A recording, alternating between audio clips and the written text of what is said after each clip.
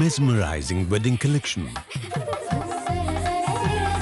Tejaswini by Chungat Jewelry.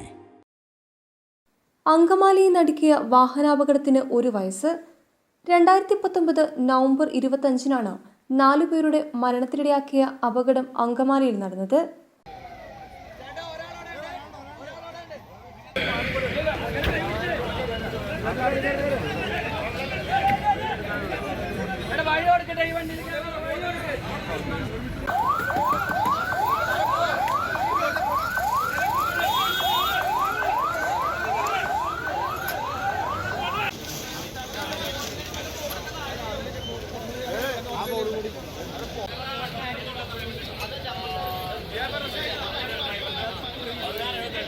Parakkal ജോർജിന്റെ ഭാര്യ Mary, കൈപ്രമ്പാടൻ തോമസിന്റെ ഭാര്യ റോസി, കിടങ്ങോൻ മത്തായിയുടെ ഭാര്യ മേരി, ഓട്ടോ ഡ്രൈവർ പനങ്ങാട്ടുപറമ്പിൽ ജോസഫ് എന്നിവരാണ് അപകടത്തിൽ മരിച്ചത്. ബന്ധുക്കളായ 3 പേരും അങ്കമാലി സെന്റ് ജോർജ് ബസലിക്ക ദേവാലയത്തിൽ വിശുദ്ധ കുർബാനയിൽ പങ്കെടുക്കാൻ പോകും വഴിയാണ് അപകടമുണ്ടായത്.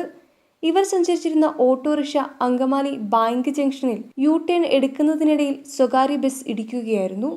4 പേരും സംഭവ സ്ഥലത്ത് വെച്ച് തന്നെ മരിച്ചു. അപകടത്തിന് കാരണം റോഡിന്റെ അശാസ്ത്രീയ നിർമ്മാണവും അനധികൃത കയ്യേറ്റങ്ങളുമാണെന്ന് കാണിച്ച് നാട്ടുകാർ പ്രതിഷേധിച്ചെങ്കിലും എല്ലാം കെട്ടടങ്ങി.